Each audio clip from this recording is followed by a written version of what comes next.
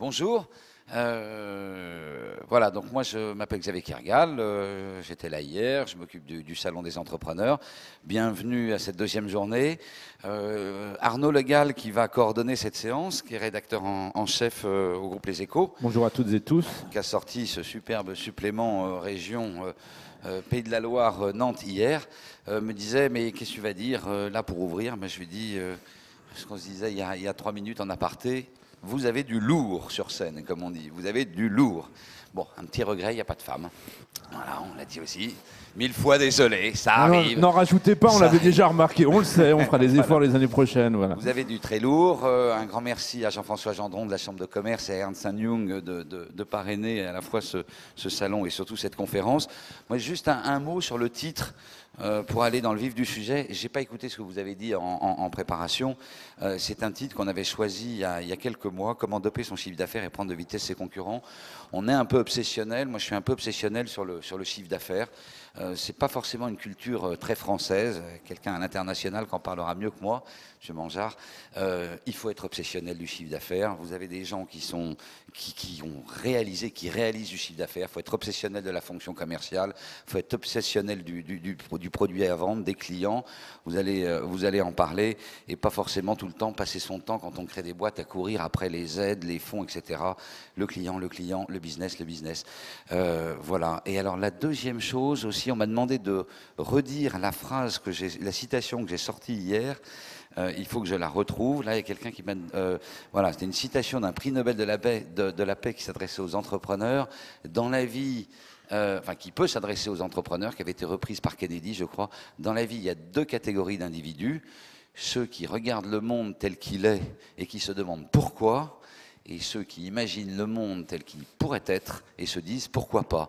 Voilà, la deuxième partie de la citation, c'est celle des entrepreneurs. Voilà, bon débat. Merci à vous tous et bonne journée. Ça, c'est du lancement, mon cher Xavier.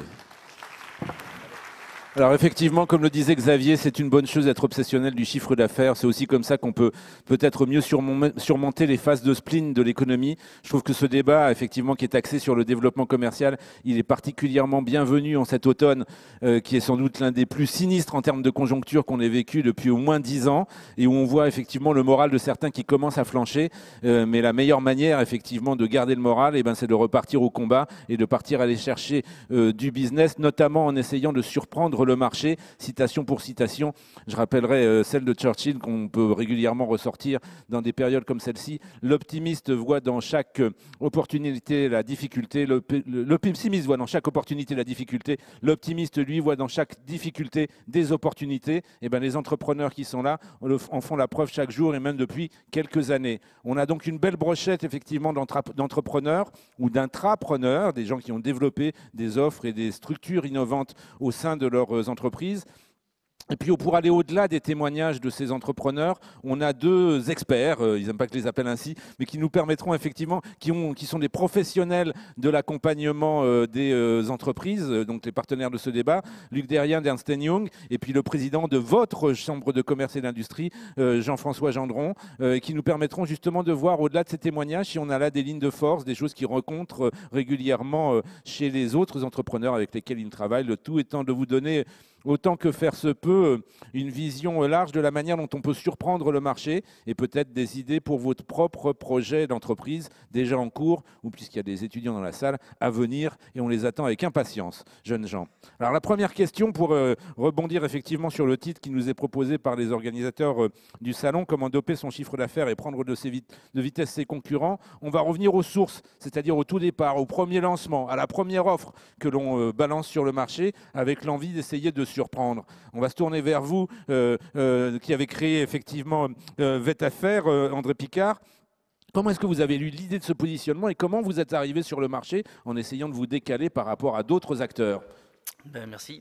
Bonjour à tous. Déjà pour commencer, je voulais vous remercier de m'avoir invité à ce salon. Non, c'est dans l'autre sens. C'est nous qui vous remercions d'avoir pris de votre temps pour venir partager votre expérience. On m'a expliqué que dans ce salon, il y avait beaucoup de personnes qui souhaitaient ou réfléchissaient à créer leur entreprise. Et moi, j'étais dans cette situation il y a quelques années. Je ne vous donnerai pas, c'est plus que 10 ans. Et nous étions trois associés. Et on a monté notre petit commerce indépendant au départ en vendant des vêtements et on s'est associés ensemble pour créer l'enseigne Vêt-à-faire. Donc c'est des vêtements, tout a démarré dans la région nantaise, au sud de Nantes, au Sorinière exactement, sous l'impulsion de Rémi Lesguer, qui est plus ancien, qui est un peu plus âgé, qui est le président aujourd'hui du directoire du groupe. Et on a créé, donc c'est pour ça que je suis venu, pour partager. Et donc on a aujourd'hui créé un magasin par magasin, et aujourd'hui nous avons un réseau de franchisés, de 140 franchisés, 140 magasins. Et sur le positionnement de départ, comment est-ce que vous avez eu l'idée de vous positionner sur ce qu'on n'appelait pas encore effectivement une offre low cost en fin de compte, mais c'est bien de ça dont il s'agit. Oui, nous c'est ça, c'est-à-dire que notre business model est très simple, nous vendons des vêtements environ en prix moyen de 5 €, parce que ça répond à une demande tout simplement, depuis toujours, il y a toujours eu des crises, il y a toujours eu des difficultés, et après des bons moments, des mauvais moments, et nous sommes adaptés à la demande tout simplement. Et par rapport à des gros groupes, par rapport à la concurrence, eh bien, on a répondu à une demande et en vendant des vêtements à 5 € pour toute la famille, pour hommes, femmes, enfants. Et pourquoi est-ce que effectivement ce sont des indépendants arrivant sur le marché qui ont réussi à imposer en fin de compte une offre comme celle-ci, alors que d'autres auraient pu se positionner massivement aussi sur ce créneau? Vous savez, c'est plutôt vous qui êtes arrivés, qui avez fait la course en tête, et puis maintenant d'autres essaient de vous suivre. Nous, si vous voulez, quand vous êtes entrepreneur, quand vous commencez, nous, quand on a commencé, on n'avait rien. Donc prendre le risque de ne rien perdre, c'est pas difficile. Donc nous, on n'avait rien. On a dit, entendez bien le message, parce que ça, c'est quand même quelque chose de fort. Voilà, c'est un message, quand vous avez rien, quand vous êtes jeune. Moi, j'ai commencé, j'avais 19 ans. J'avais rien. Je suis un autodidacte, on est 3 autodidactes. On n'avait rien. Et après, petit à petit, on s'est entouré de professionnels, et d'ailleurs maintenant nous sommes avec Ernst & Young, donc pour quelqu'un qui est autodidacte, il faut dire que c'est une certaine fierté de pouvoir avoir un tel partenaire dans notre groupe. Et donc nous on s'est adapté sur cette offre, on a commencé, et pour exister il fallait être le plus compétitif possible. Donc éliminer les intermédiaires, voilà, on l'entend beaucoup souvent, mais c'est vrai, être passionné surtout, parce que c'est ça aussi qui nous a motivés. Nous sommes passionnés tous les trois et de développer votre entreprise, votre enseigne, de l'avoir dans toute la France après. Et puis partir de Nantes, c'est bien. Et ça, c'est possible, le fait d'essayer de surprendre le marché, de revenir sur des modèles comme ça, vous allez voir effectivement que c'est possible dans tout un tas de domaines, y compris dans le service aux entreprises, dans le B2B. C'est votre cas avec Autrium, Olivier Moreau. Vous faites de la e-logistique, donc dites-nous un petit peu ce que c'est que ce business, et puis comment justement vous avez fait en sorte de vous inventer votre propre territoire. C'est la société Orium en effet. J'aime bien l'idée de dire que nous aussi, nous avons commencé sans rien, même pas avec 50 000 francs à l'époque. On a créé la société en 2004, aujourd'hui on est 200 personnes et on est au service, on participe au succès du e-commerce, sauf qu'on est la partie qui ne se voit pas. Quand vous commandez sur le web, vous commandez auprès d'un centre d'appel ou au niveau informatique, et derrière il faut livrer, il faut préparer la commande, la prendre dans les stocks, répondre au téléphone si votre commande n'est pas arrivée. Et bien, c'est le métier d'Orium que d'organiser toute cette logistique au sens large. Donc nous avons croisé 3 métiers. Les métiers de la logistique, du centre d'appel et de l'informatique. Et cette idée de dire qu'il n'y a pas d'excuse pour la création, en effet, on peut créer sans avoir de capitaux importants. Et je compare souvent d'ailleurs à une société qui s'est créée en même temps que nous, qui avait pratiquement 500 000 € de subventions et qui, un an après, avait grillé ses 500 000 francs à l'époque et qui s'est retrouvée en faillite 18 mois après. Et alors, comment est-ce que vous avez fait là encore? Parce que Orium, pardon pour avoir écorché un petit peu votre nom tout à l'heure, Orium donc était un nouvel acteur et on était sur un secteur où il y a beaucoup d'acteurs, le e-commerce, mais des choses qui ont beaucoup de mal parfois à se structurer. Quel mix, quel petit secret vous avez réussi à imposer sur le marché pour que, effectivement, vous en sortiez, vous apportiez une solution innovante et vous réussissiez à faire votre place au soleil, alors que d'autres sont restés en chemin? Alors, place au soleil, pas encore. Hein. C'est très dur tous les jours et on subit la crise. Du soleil, mais et on subit la crise comme tout le monde. Il y a quelques millions d'euros de chiffre d'affaires maintenant et une entreprise qui a été pérennisée déjà. Voilà. Je pense que c'est une conviction. Moi, j'incarne complètement cette expression de Churchill, en effet, qui dit que chaque difficulté est une opportunité.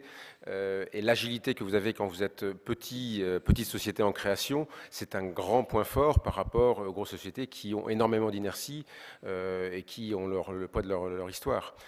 Aux créateurs d'entreprise, j'ai l'habitude de dire que la création d'une entreprise, c'est une fusée à 2 étages. Il faut d'abord avoir un positionnement qui est relativement flou et qui vous permet de survivre, parce qu'au début, c'est bien de la survie, on en est tous là, pendant quelques années.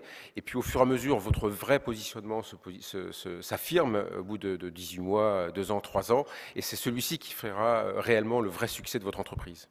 Alors, donc, pour être concret sur Orium, je n'étais pas sur le e-commerce au tout début, j'étais sur des activités qui étaient relativement banales mais qui me permettaient de vivre, qui c'était le centre d'appel notamment.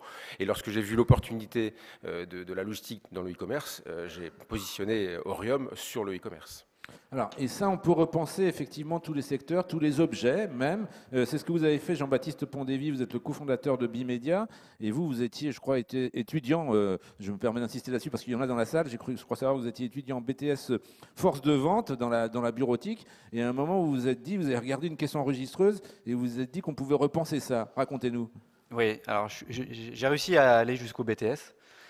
Parce que c'était pas forcément mon... Bon message au passage, allez-y. Oui, donc en fait, moi j'ai un parcours, j'ai fait un BTS force de vente par alternance. Je trouvais que donc je vendais des caisses enregistreuses sur le littoral vendéen, et je trouvais que la caisse enregistreuse traditionnelle avec l'afficheur devant n'était pas forcément très sexy. On pouvait faire autre chose. Donc l'idée de faire, donc nous notre métier, on vend des terminaux, enfin on conçoit des terminaux point de vente.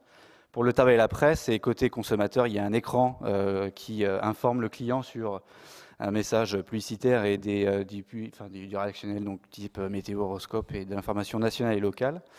Et après, le tout, c'est d'avoir envie. Donc moi, j'avais non plus pas grand-chose. J'avais une bagnole. Une 206 gris, je me suis laissé exactement. Donc je l'ai vendu. J'ai fait à peu près 13 banques, je crois, de mémoire, pour trouver un découvert autorisé. Mon associé m'a rejoint 2 mois après la création. Et bon, lui est un peu plus âgé que moi, mais en tout cas, on a fait tous les deux jusqu'à au moins 2 ans, on va dire, avec la rame. On s'est pas payé. Enfin bon, voilà, il fallait y aller.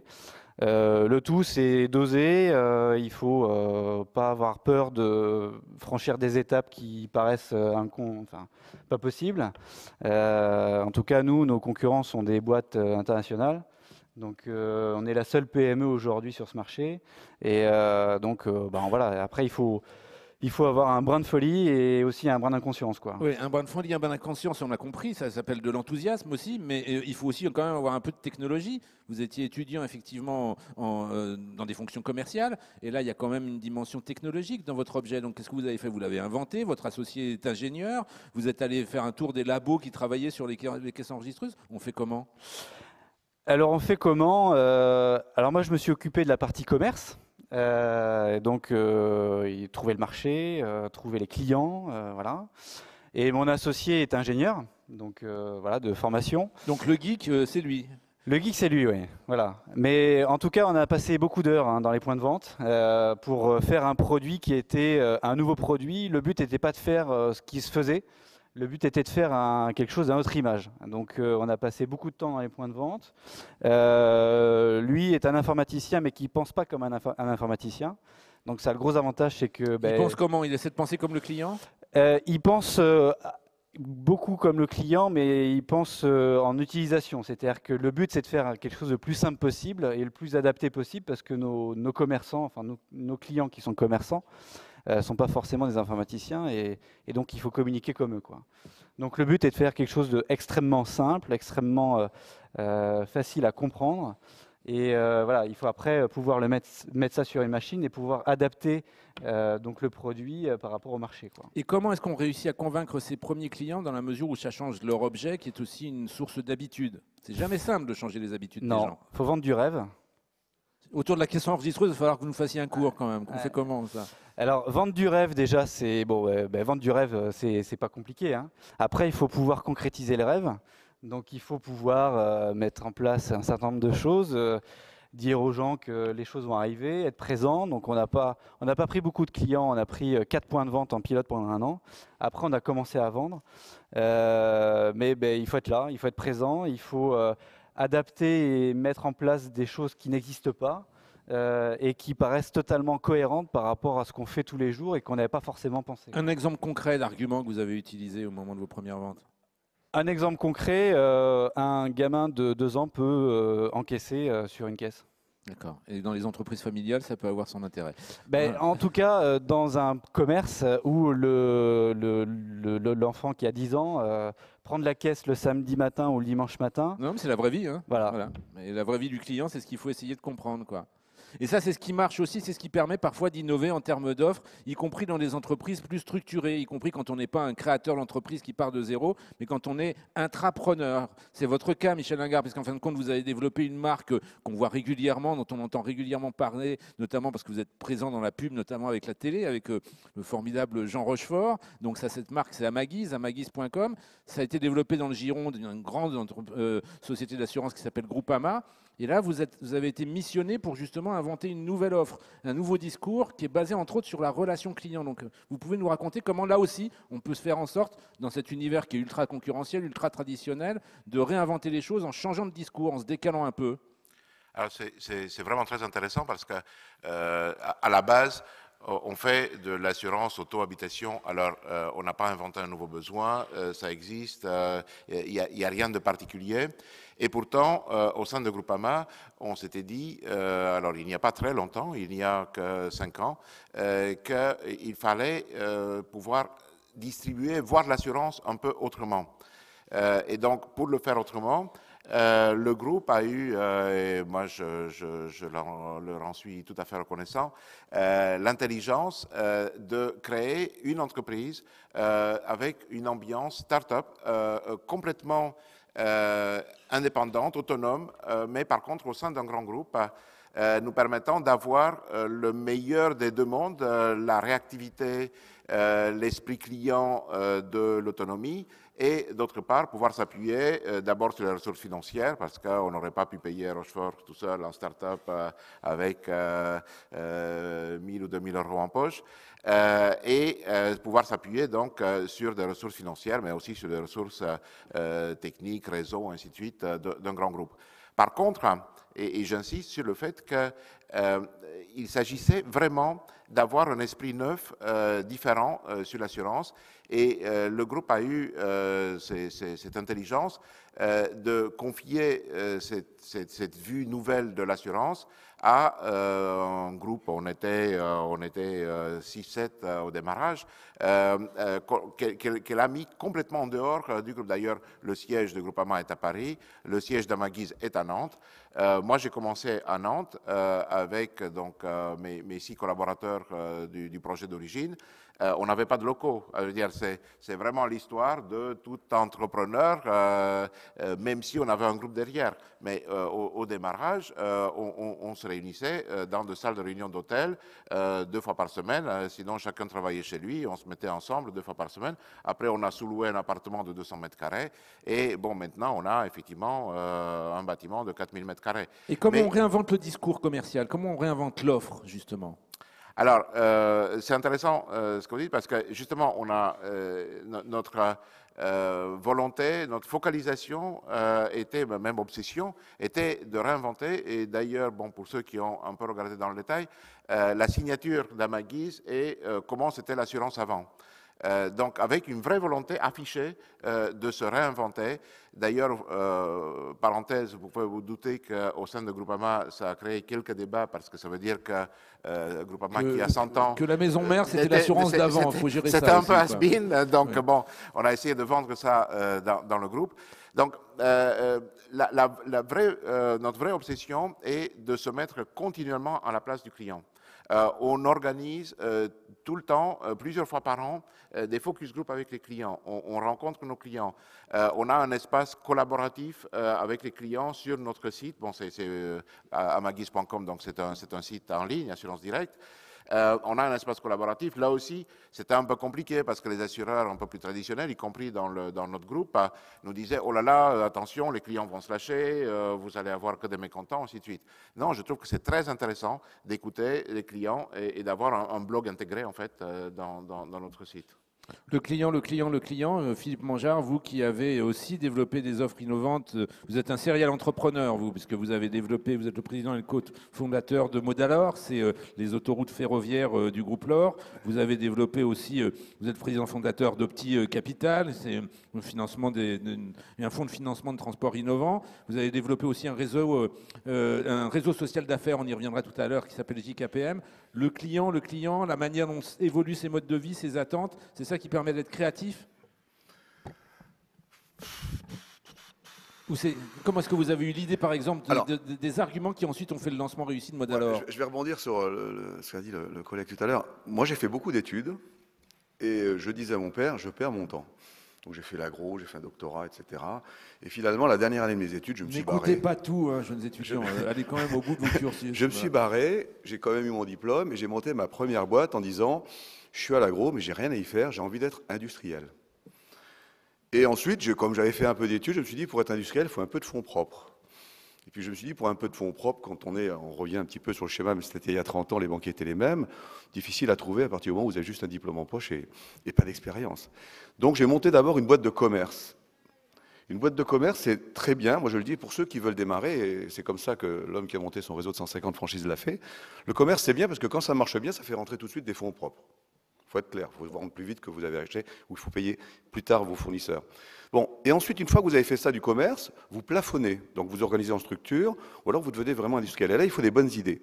Alors les bonnes idées, je vais vous parler de l'avant-dernière, hein, parce qu'il y en a eu 30 dans ma vie, 31. L'avant-dernière, je vais vous en parler, j'ai demandé à Arnaud d'en parler, parce que ce sont les autoroutes ferroviaires. Les autoroutes ferroviaires, c'est simple. C'est mettre des camions sur le train. Alors je vous dis ça parce qu'à Nantes, j'espère que dans 3 ans, il y aura un terminal d'autoroute ferroviaire dans le port qui permettra de récupérer des camions et les emmener dans le nord de l'Europe, etc. etc. L'idée était simple. L'idée, c'est un type qui s'appelle Robert Laure en Alsace, avec qui je suis associé, qui se dit ce serait tellement simple de mettre des camions sur le train puisque la technologie peut permettre de le faire. Alors on est allé voir les transporteurs routiers qui ont dit pas question de laisser les camions à des gens de la SNCF qui, par définition, sont toujours en grève. Et les gens de la SNCF qui m'ont dit pas question de mettre des camions sur les trains, pourquoi on ne mettrait pas aussi des avions et des bateaux? Réponse terrible. Donc il a fallu inventer, non pas le produit, il existait, il a fallu inventer l'opérateur capable d'expliquer et aux transporteurs routiers et à la SNCF que c'était possible. Donc on a créé une entreprise dédiée à l'opération autoroute ferroviaire. On crée une deuxième entreprise avec les constructeurs de camions il y a une quinzaine d'années, en considérant qu'un truc tout bête encore, des trucs tout bêtes mais industriels, les bennes de camions sont des bennes un petit peu lourdes, compliquées, pleines de soudure, en pleine ferraille, et qu'il y a un type génial qui s'appelle Guillaume, donc moi je ne suis pas inventeur, hein, je suis développeur, qui dit finalement si on faisait des bennes pliées, ce serait plus simple, il y aurait moins de soudure, etc. Personne n'en voulait encore. Donc on a été obligé de créer une entreprise qui montrait le modèle. Ce que je veux dire par ces deux exemples, c'est que dans des métiers installés, il y a des gens qui ont des habitudes, et un créateur doit toujours, s'il trouve pas, s'il a le bon produit, ne pas essayer forcément de vendre le produit à des gens existants, mais des fois se créer la société qui va le développer. Aujourd'hui, pour faire des fringues à moins de 5 € comme l'a fait notre ami là-bas, il a créé une chaîne, parce qu'à mon avis, il n'y a pas beaucoup de chaînes de magasins qui voulaient vendre des fringues à moins de 5 € parce que je ne vois pas très bien où est la marge. Et d'une manière générale, dans le statut de créateur d'entreprise, il faut choisir au départ si vous allez vous orienter vers le B2C, donc faire plutôt des études et plutôt une application vers le commerce, le marketing pour convaincre le client final, ou vers le B2B, où vous allez trouver en face de vous d'autres hommes d'affaires, et ces hommes d'affaires que vous allez non pas qualifier de grand public, mais d'abord de prospects, puis de clients, il va falloir en rencontrer un maximum. Et pour les rencontrer, donc d'une part, il faut faire, on en viendra tout à l'heure là-dessus, du réseau. Deuxième élément, il faut faire de l'innovation. Vous n'allez pas convaincre un professionnel avec un produit standard. Et troisièmement... L'innovation, Philippe, au sens large, hein, ce n'est pas simplement la techno, ça peut être aussi le marketing, ça peut être l'organisation. Hein. Il y a plusieurs formes dans l'innovation. Totalement d'accord, Maud. Et puis, dernier point, évidemment, comme je suis vice-président du Bifrance, je ne peux pas ne pas le dire, exporter. Aujourd'hui, les coûts de mise au point d'une innovation, qu'elle soit industrielle, marketing, commerciale, sont importants. Les coûts de mise en place d'une équipe, les coûts de recherche et développement ou de suivi qualité sont importants. Vous ne pouvez pas réfléchir si vous n'êtes pas tout de suite au moins européen. C'est clair. Donc je dirais 3 mamelles. Les réseaux, parce que tout le monde étant débordé d'informations, plus personne n'est disponible pour entendre le message qui passe. On est tous concentrés sur les 250 mails qu'on reçoit par jour et les 25 000 publicités qui nous assaillent. Donc les réseaux pour ouvrir les portes. L'innovation pour intéresser une fois que vous avez ouvert la porte, et l'exportation pour amortir tout ce que vous avez dépensé pour enfin créer votre boutique. Voilà. On reviendra effectivement sur l'export, puisqu'on a la chance d'avoir à cette tribune plusieurs entrepreneurs qui ont franchi ce pas. On revient sur cette dimension du client et le fait d'apporter des solutions innovantes à son client, y compris dans les métiers traditionnels. C'est le cas de VM Matériaux, puisque c'est du négoce de matériaux, c'est une des grandes entreprises de la région, c'est une des grandes entreprises de cette grande région entrepreneuriale également qui est la Vendée. Comment est-ce que vous avez fait en sorte, là aussi, de cultiver très très discrètement tout de même, mais cultiver tout de même une identité, un rapport spécifique au client. Vous aimez, j'ai lu en tout cas une déclaration où vous disiez que vous faites en sorte d'apporter des solutions constructives à vos clients. Ça veut dire quoi justement? Essayer de faire évoluer les choses, d'avoir une singularité dans des métiers aussi traditionnels que cela, Monsieur Oduro. Alors, on pourra peut-être déjà se dire qu'est-ce que je fais ici, parce que effectivement, VM Matériaux, c'est 3000 personnes. 700 millions d'euros de chiffre d'affaires, donc par rapport à ce que j'ai entendu jusqu'à présent, la notion d'entrepreneuriat, on peut se poser quelques questions. Et pourtant, je crois qu'elle est au cœur du sujet. Pour faire court, moi j'ai démarré, j'ai fait ce qu'il est convenu d'appeler une grande école de commerce parisienne. Mais la première chose que j'ai fait, c'est aussi de racheter une petite boîte. J'avais pas beaucoup de sous, donc je suis aussi allé faire le tour des banquiers et des familles pour essayer de démarrer comme ça. Aujourd'hui, je dirige le groupe VM Matériaux.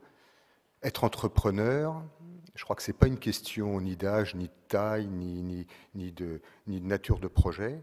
C'est d'abord dans la tête et dans les tripes. Et ce qu'il faut avoir dans les tripes et dans la tête, c'est effectivement le client. Quand on démarre son affaire, c'est lui qui nous fait vivre. Et si on ne l'aime pas, tout simplement, si on n'a pas envie d'aller le voir, si on n'a pas envie d'être en contact avec lui, ça ne marchera jamais. J'entendais l'un des intervenants dire moi j'ai démarré avec rien, puis il y avait une autre entreprise, elle avait 500 000 francs de subventions, et c'est pas ça qui l'a empêché de se casser la figure. Certainement que ces gens-là, ils avaient été à la chasse aux subventions, mais pas à la chasse aux clients. Et je crois que c'est ça qu'il faut avoir. Et si je devais dire qu'un mot, c'est l'aimer. Parce que si on n'aime pas son client, eh ben on n'a pas envie d'aller le voir. Et quand on s'en prend une tous les jours, et encore plus aujourd'hui, parce qu'évidemment, ils sont sollicités, ils ont plein de choses à faire, et pas forcément de recevoir le commercial, le chef d'entreprise. Si on n'a pas envie de recommencer tous les jours, on n'y arrive pas. Donc je pense que ça, c'est quelque chose d'essentiel. Aimer son client, Monsieur Philippe Oduro, ça veut dire quoi? Ça veut dire être à son écoute, essayer toujours de lui apporter des solutions plus C'est vrai que quand spécifiques. On aime quelqu'un, on l'écoute. On a envie de discuter avec lui. On a aussi envie de le convaincre. On accepte aussi qu'il est différent et puis qu'il a ses défauts, puis que de temps en temps, ça ne marche pas. Et on a envie que lui-même vous aime. Et quand on crée ça avec un client, déjà, on a résolu, me semble-t-il, une bonne partie du challenge. Et c'est pour ça qu'être entrepreneur, ça s'exprime dans n'importe quelle entreprise. Il faut bien sûr que les structures de l'entreprise favorisent ça. Si on est dans une entreprise qui ne pense qu'à leur cours de bourse, puisque VM Matériaux est coté, mais on n'est pas dans cette logique, qui ne pense qu'à leur cours de bourse, ils ne pensent pas à leurs clients. Et donc derrière leur organisation, leur structure, etc., il ne faut pas s'étonner qu'elles s'alourdissent et qu'elles génèrent un certain nombre de difficultés. Et ça peut se faire, et l'exemple d'Amaguise me semble très intéressant aussi, ça peut se faire y compris dans des grands groupes qui, parce qu'ils sont avec des consommateurs directs, se disent on a aussi besoin de créer à l'intérieur de chez nous des startups. Et là aussi, la notion d'entrepreneuriat, c'est porté par des hommes. Et si chaque homme, même dans des entreprises plus importantes, n'est pas dépositaire et ne s'approprie pas une parcelle de cette notion d'entrepreneuriat, évidemment, ça marche moins bien. Je crois que ça, c'est un point qui me semble important. Ça fait un formidable lancement vers Luc Derrien. Regardez le sourire qu'il affiche, parce qu'effectivement, maintenant, il a un exercice qui consiste à élargir un petit peu le champ. Cette vérité, là, cette loi des reins du business, le client, c'est lui le vrai patron de toutes les entreprises, quoi. Et la relation client comme ligne de front du business, vous qui, avec les équipes d'Ernst & Young, passez votre vie à accompagner des PME et notamment des PME de croissance, c'est ce que vous retrouvez comme recette du succès ?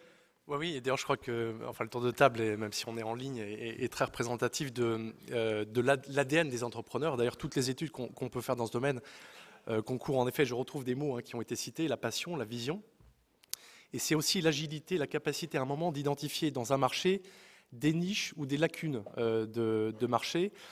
Je crois que ça a été aussi bien souligné. Il ne s'agit pas forcément d'avoir une offre extrêmement innovante au sens technologique du terme, d'être le Google de demain, ce qui peut être légitimement à un moment l'ambition, en particulier je pense quand on est jeune et qu'on veut construire.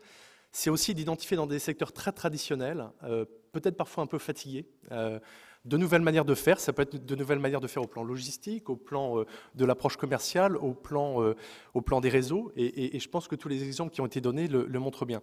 Et deuxième réaction pour rebondir sur ce qui vient d'être dit, bien sûr, il y a une agilité et c'est l'avantage de la PME dans sa phase de développement, c'est qu'elle est très réactive, elle est très proche du client, elle est très, très en mesure de s'adapter à lui.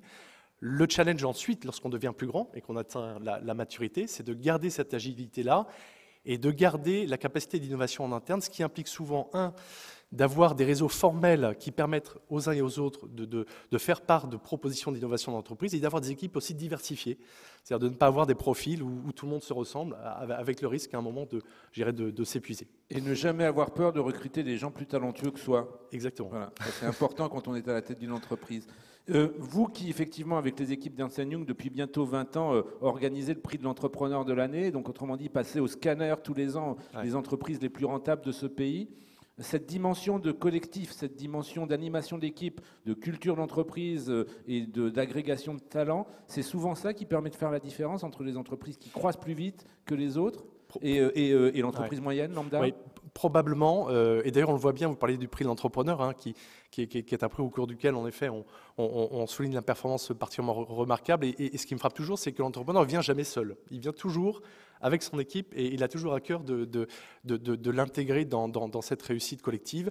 Et l'autre constat, c'est vrai, c'est qu'on constate que fréquemment, les groupes les plus performants sont ceux qui laissent à leur organisation géographique ou fonctionnelle beaucoup de responsabilités et ne centralisent pas uniquement en un point qui serait le siège ou le dirigeant, la capacité de décider en toute question.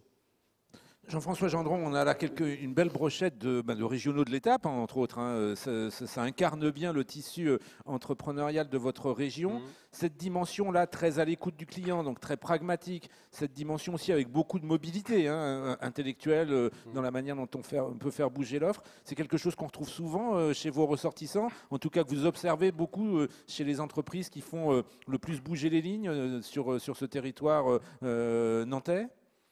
Territoire nantais et régional autour de cette métropole. Je crois qu'il faut féliciter ces belles entreprises. On peut même les applaudir, je pense, tout de suite, parce qu'elles ont un beau succès. Et je crois qu'on ne peut qu'être fier d'avoir ce type d'entrepreneurs dans notre région. Ce ne sont pas les seuls.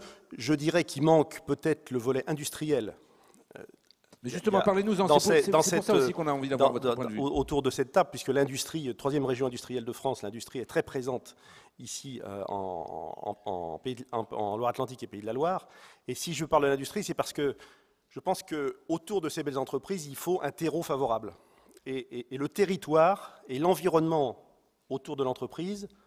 Alors on parle de la Vendée avec ce terreau vendéen qu'on connaît bien avec VM Matériaux et entre autres, mais c'est valable pour tous nos départements. Oui, je sais, mais je veux dire, on est plus dans les sociétés de services ou de commerce autour de toi.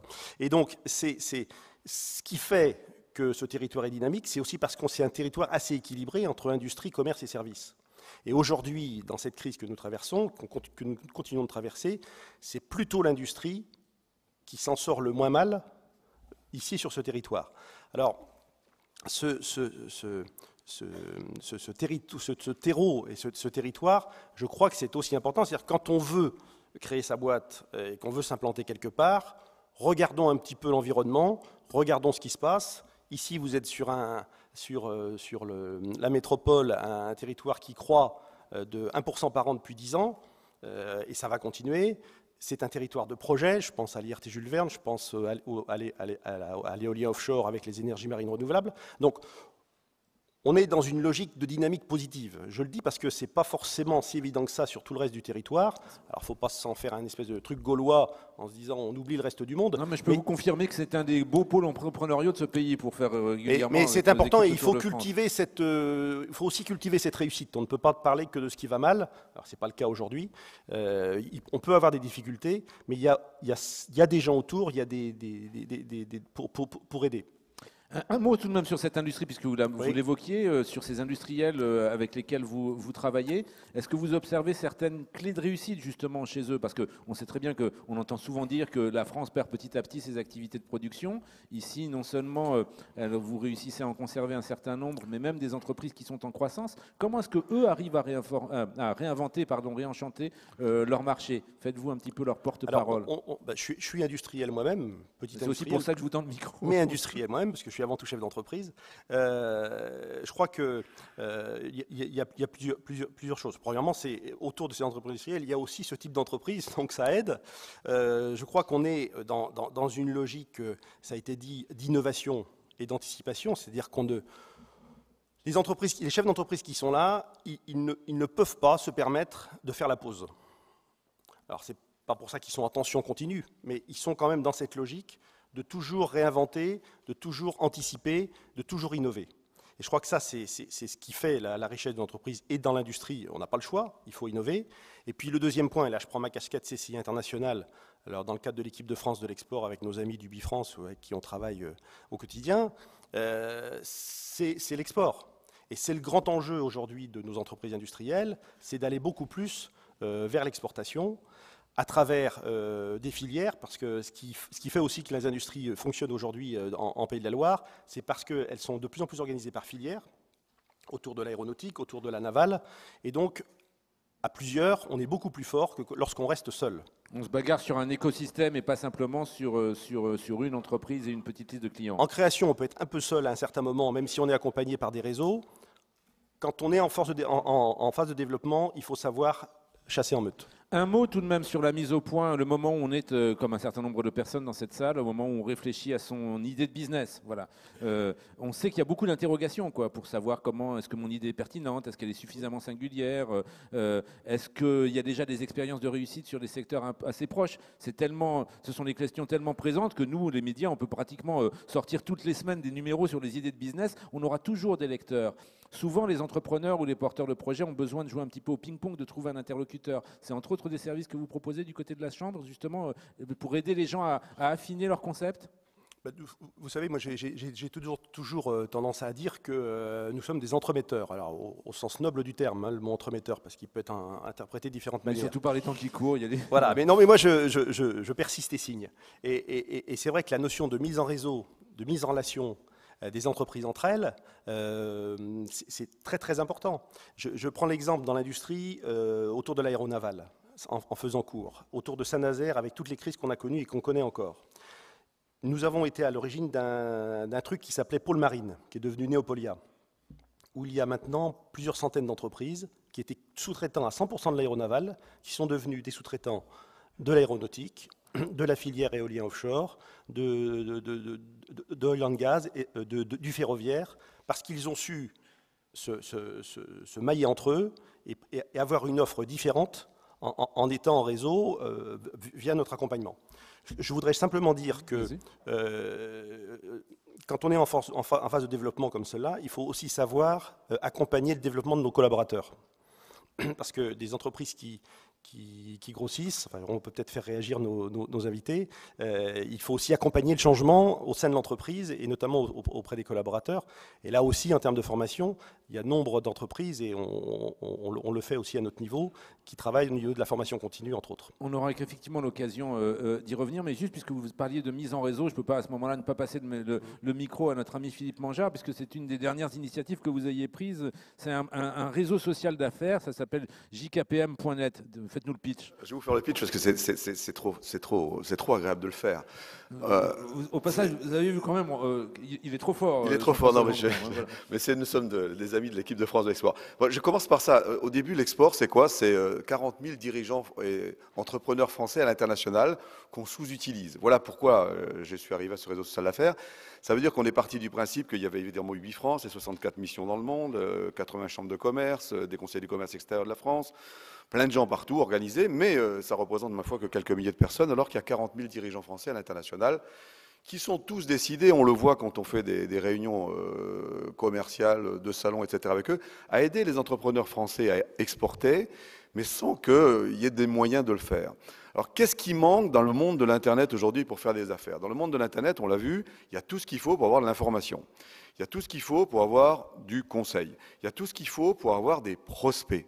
On peut aujourd'hui trouver, grâce à Compass, Europage, Page Jaune, Google, l'importateur de vin de Côte-du-Rhône à Buenos Aires, l'importateur de rondelles en plastique à Tokyo. Vous trouvez qui vous voulez sur Internet. Mais ceux qui ont fait un peu d'affaires, et nous sommes nombreux ici pour le faire, pour l'avoir fait, le problème, quand vous avez identifié un prospect, c'est de le rencontrer, parce que vous avez généralement une secrétaire dragon qui dit « Écoutez, mon patron, il est complètement débordé, faites-moi un mail, on verra ça plus tard ». Donc, on s'est parti du principe que les plus malins d'entre nous avaient des recommandations et faisaient ainsi le saut au-dessus de la petite secrétaire dragon. Mais un réseau de recommandations professionnelles, réfléchissez 2 secondes, ça n'existe pas. Vous pouvez vous balader sur tous les réseaux dits sociaux qui existent aujourd'hui, demander une recommandation auprès de M. André Dugenou. Alors, soit vous êtes sur un réseau X sur lequel M. Dugenou est par hasard dessus, et par hasard vous avez un copain qui le connaît, et par hasard il est ce jour-là décidé à vous aider. Bon, c'est le par hasard beaucoup quand même, mais il n'y en avait pas. Donc nous avons eu l'idée, d'abord pour le commerce extérieur de la France, il faut le dire, de créer un réseau spécifique de recommandations professionnelles dans lequel les gens du réseau Monde de la France allaient simplement indiquer, et là c'est ça l'astuce, de façon anonyme, les noms des gens qu'ils connaissaient. Et à partir de là, vous avez fait cette démarche, vous avez compris qu'aujourd'hui, il existe un système en France qui s'appelle JKPM, qui fait que quand vous voulez rencontrer quelqu'un, sans dire qui vous êtes, vous dites, est-ce que ce quelqu'un est connu par quelqu'un du réseau? Et si ce quelqu'un est connu par quelqu'un du réseau, celui qui le connaît sans le dire, on est dans l'anonymat, vous dit, je le connais, c'est pourquoi. Et si il y a une sorte de rapprochement entre ce que vous cherchez et ce que le type peut vous offrir à l'autre bout du monde, c'est-à-dire pour certains une bonne commission, pour certains une bonne explication, eh bien, vous sortez de l'anonymat et vous faites votre business. C'est quand même une invention géniale, donc il faut le dire. Vous n'alliez pas nous dire le contraire quand même, sinon j'aurais été surpris. Et deuxièmement, et ce qui était totalement surprenant, parce que là je m'adresse aux jeunes créateurs qui sont dans la pièce. C'était la question suivante, c'est pour eux aussi ou c'est pour vous que c'est fait? Parce que, fort de ça, on s'est aperçu, je suis aussi au MEDEF, que nous avions beaucoup de difficultés depuis des années à la commission diversité du MEDEF. Parce qu'à la commission diversité du MEDEF, nous voulons rapprocher les vieux comme moi, des jeunes comme vous, dans des espaces où on va essayer de vous conseiller, de vous aider, de vous recommander. Malheureusement, on n'a pas trop le temps d'aller à ces réunions. Quand ces réunions existent, il y a un délit de sale gueule réciproque. Moi, j'ai un costume, c'est assez désagréable. L'autre en face, il a une capuche, ça me dérange. Et donc, on ne fait pas grand-chose. Donc, on est parti du principe que nous avions le potentiel relationnel, ce qu'on a appelé l'actif relationnel. Donc, nous sommes partis du principe que nous allions mettre sur ce disque dur secrètement les 500 ou 600 noms qu'on connaissait et que nos jeunes pourraient piocher dedans, sans dire qui ils sont, et qu'ils allaient nous expliquer en visu messagerie interne, ils adorent ça, pourquoi ils voulaient rencontrer monsieur le directeur des achats de Carrefour, ou monsieur le directeur de ceci, ou le directeur de cela. On a donc inventé un truc formidable, ça s'appelle l'ascenseur relationnel. Donc c'est fait pour les jeunes, pour rencontrer des plus anciens, c'est fait pour des entreprises françaises, pour rencontrer des amis au bout du monde, et c'est d'une manière générale fait que pour les entrepreneurs puissent ensemble profiter de leur actif relationnel. Alors Olivier Moreau, je ne sais pas si vous êtes parmi les premiers utilisateurs de cet ascenseur relationnel, mais tout de même, quand on réussir à surmonter le barrage de la secrétaire dragon, vous qui faites du B2B, vous avez dû le faire régulièrement. Comment est-ce qu'on fait en sorte justement de rencontrer ces prospects quand on est sur du service aux entreprises, qu'on a besoin de rencontrer les décideurs et qu'on arrive avec une offre innovante et une marque qui n'est pas connue? Ça, vous avez dû le vivre. Donc faites-nous partager votre expérience. Donc nous avons une expérience utilisateur du réseau UbiFrance sur l'international. Nous avons ouvert... Ils sont vraiment trop forts, hein. Ils ont dû s'organiser avant, enfin je ne sais pas. Voilà. Donc je ne savais pas que c'était aussi élaboré que ça, mais en tout cas en tant qu'utilisateur d'UbiFrance, nous avons ouvert 7 plateformes sur différents territoires européens. Et c'est vrai que c'est très abordable et ça vous permet de gagner beaucoup de temps parce qu'il y a une réelle valeur ajoutée. Et ça va au-delà de la prise de rendez-vous. Donc ça vous fait gagner du temps et encore une fois c'est très abordable, donc il faut l'utiliser. Rencontrer des prospects, il faut que les prospects viennent à vous. C'est ce qui est plus facile en termes de vente. C'est facile comme ça, mais ça marche, donc, ça marche comment? Oriam a beaucoup travaillé sur son positionnement, sur cette vision du marché à 3 ans qui permet à nos prospects de gagner du temps et de partager pour eux ce qui va leur apporter de la valeur ajoutée.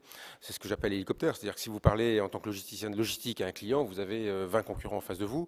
Si vous lui parlez d'une vision du marché qui va lui permettre de prendre des parts de marché et de prendre du chiffre d'affaires et d'avoir un facteur différenciant par rapport à ses concurrents. Là, vous l'intéressez et vous restez 3 heures avec lui.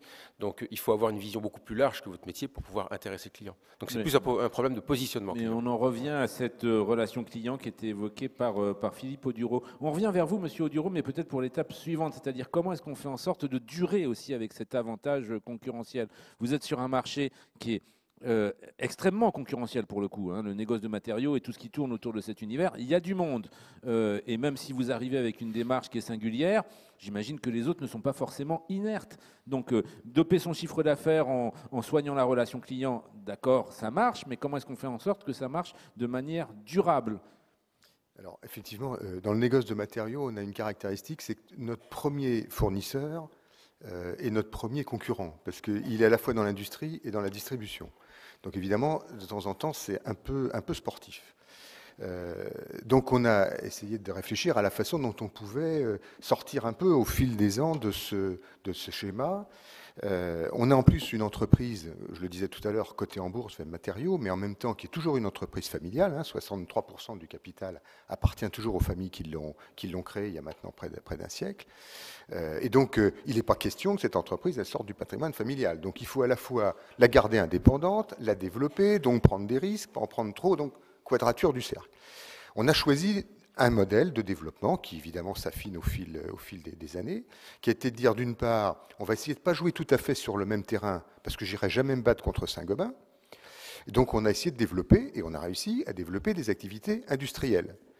Le groupe, aujourd'hui, sur les 3000 personnes, j'en ai grosso modo la moitié dans le négoce et la moitié dans des activités de fabrication de produits du bâtiment. Donc, ça nous a permis de sortir, je dirais, de nos domaines d'activité d'origine. Et puis, surtout, on est sorti de notre région, parce que sans renier nos racines, on est attaché à nos racines vendéennes, on est petit à petit largement sorti de la Vendée, tout d'abord en tache d'huile sur la région Pays de Loire, puis un peu plus sur la façade atlantique. On a essayé d'être toujours dans des régions sympathiques où on mange bien, où il y a du bon vin, il y a des fruits de mer, etc., parce que c'est quand même plus sympa de bosser dans des coins agréables. Donc on est resté plutôt dans l'ouest. Puis petit à petit, on s'est dit, il faut qu'on sorte de nos territoires sans aller trop se battre avec nos concurrents. Donc où sont les territoires où on peut encore avoir un peu de marge de manœuvre. Et on s'est aperçu qu'outre-mer, on n'avait pas de concurrents. Retenez bien ça, hein. Où sont les territoires où on peut avoir encore un peu de marge de manœuvre? Ça vaut pour toutes les réflexions sur des positionnements marketing. Pardon de vous avoir interrompu. Voilà, et territoire, ça peut être dans le sens géographique, mais ça peut être aussi dans le sens des activités, etc. Trouver l'équilibre en restant quand même dans ses savoir-faire.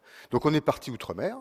On est présent en Martinique, Guyane, Guadeloupe, Saint-Martin, La Réunion. Alors ça aussi, ça fait rêver, le soleil, les palmiers, c'est pas désagréable. Je peux vous garantir que quand on va là-bas, on passe pas tellement de temps sur la plage, quoi. Mais bon, ça fait quand même partie des caractéristiques de l'entreprise. Et puis plus récemment, on a commencé à mettre nos premiers pas à l'international, non pas avec de l'exportation, parce que nous fabriquons des produits ou nous commercialisons des produits qui ne s'exportent quasiment pas, simplement pour des questions de coûts logistiques. Ce sont beaucoup de produits pondéreux, ce sont, quand ils ne sont pas pondéreux, des produits fragiles. Donc l'international, pour nous, c'est des implantations, des créations ou des acquisitions, mais pas de l'exportation. Vous allez dire des implantations, c'est-à-dire d'unités de production, parce qu'on parle de négoce, mais c'est vrai qu'il y a quand même une belle liste d'unités de fabrication, comme vous l'évoquiez, dans la galaxie VM. C'est 11 usines de fabrication de menuiserie, 4 usines de fabrication de structures bois, 25 centrales de béton, enfin voilà, ça usine quoi, chez vous. Oui, tout à fait, on produit, et donc on a essayé, je vais faire court, mais d'identifier les marchés, les forces, les faiblesses qu'on pouvait avoir, comment on pouvait les aborder. On a créé ex nihilo et en collaboration, encore un petit coup de chapeau avec UbiFrance, grâce à un VIE, un bureau de représentation en Chine il y a maintenant 7 ans. Ça nous a permis d'ouvrir, de créer des réseaux, parce que quand on arrive là-bas, c'est compliqué. Moi, j'avais eu la chance, dans un passé pas trop éloigné, de travailler avec les Chinois, donc je connaissais un peu la culture, parce que c'est d'abord des problèmes de culture. Donc il faut y aller doucement, progressivement. On a commencé par un bureau de représentation, on a ouvert des réseaux, ensuite on a racheté une affaire qui fait de l'exportation de produits pour le TP dans le monde entier. Puis on a commencé comme ça à s'implanter. Plus récemment, l'année dernière, cette fois-ci, on a racheté une usine de fabrication de menuiserie, non pas en Chine, mais au Canada, simplement parce qu'on a identifié, par rapport à l'ensemble des évolutions liées au développement durable, à l'écologie, aux économies d'énergie, des champs de progrès et de synergie assez intéressants sur ces marchés-là. Voilà, enfin, je fais court, mais c'est sûr qu'ouvrir des champs qui respecte le possible, c'est-à-dire sur lequel l'entreprise peut capitaliser sur son savoir-faire, sur son expérience, donc pas trop sortir de ses domaines d'activité, pas monter trop de marches en même temps. Quand on change d'un pays à l'autre, ou même déjà d'une région à l'autre, dans les matériaux de construction, il y a des changements de comportement, de culture qui sont assez caractéristiques. Un exemple simple, Nord-Loire, on est sur de l'ardoise en toiture, Sud-Loire, vous êtes sur de la tuile. Donc c'est déjà plus les mêmes clients, plus les mêmes modes de constructifs. Bref. Et donc monter plusieurs marches en même temps, c'est toujours un risque. Et donc si on veut équilibrer la capacité d'entreprendre, de développer, et en même temps s'appuyer sur ses racines, sur ses forces, il faut trouver cet équilibre, donc pas monter trop de marches en même temps. Alors, un autre marché qui est extrêmement concurrentiel, et on imagine qu'il faut faire des ajustements en permanence, il y a le textile bien sûr, mais avant on va passer aussi par l'assurance, parce qu'il y a quand même du monde, il y a beaucoup de grandes marques, il y a quelques électrons libres qui essaient effectivement de se faire leur place au soleil, et puis tout le monde, passez-moi la trivialité de l'expression, mais se marque à la culotte. Alors comment est-ce qu'on adapte justement, comment est-ce qu'on dope son chiffre d'affaires en essayant de trouver un avantage quand les concurrents vous ont rattrapé? Alors, Michel Linguat, pardon. Oui, merci. Plusieurs recettes aussi, effectivement, pour durer, tout en gardant son étincelle et sa passion d'origine. Et je pense qu'il ne faut jamais oublier pourquoi on est là, dans le sens, dans quel créneau de marché, pour répondre à quel besoin on s'est créé et on s'est développé. Donc, je pense qu'il est vraiment très important tout d'abord, d'avoir une équipe, parce que tout seul, on ne fait pas grand-chose. On peut avoir des idées, mais après la mise en œuvre, tout ça, il y a vraiment besoin d'une équipe. Qui garde cette étincelle entrepreneuriale et cette passion, et qui ne s'oublie pas, qui ne se fait pas trop prendre par l'opérationnel. Il est extrêmement important de bien faire l'opérationnel, mais il ne faut pas à chaque fois être que dans le quotidien, même si c'est extrêmement important. Il faut aussi continuer à innover, continuer, effectivement, comme vous dites, dans l'assurance, toute innovation, tout changement est copié tout de suite. Donc, il faut garder toujours, on est condamné à aller de l'avant, à essayer de continuer à faire des choses un peu différemment.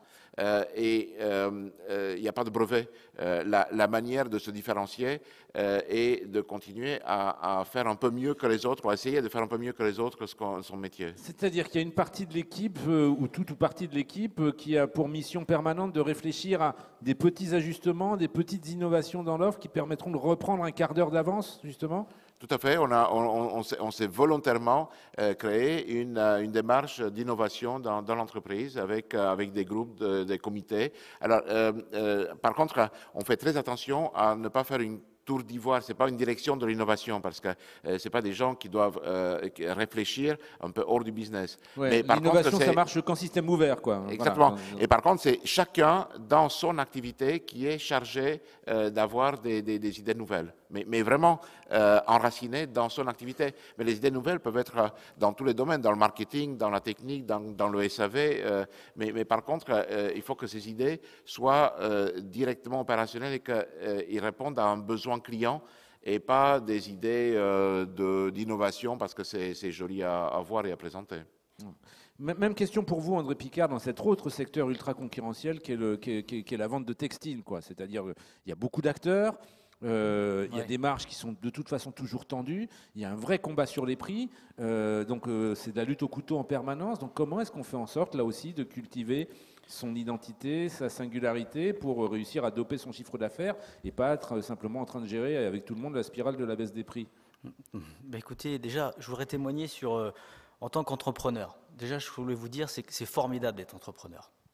On l'a compris parce que vous avez plutôt envie d'entreprendre. Parce que moi, je viens d'un milieu où mes parents, c'était des ouvriers, et j'ai ces valeurs, et c'est important. Et quand vous êtes entrepreneur, moi, ça m'a permis d'aller en Chine, par exemple. Et j'étais pas destiné à aller visiter la Chine. C'est vraiment, j'avais pas. Mais rien n'est écrit dans le football, voilà. Et rien n'est écrit.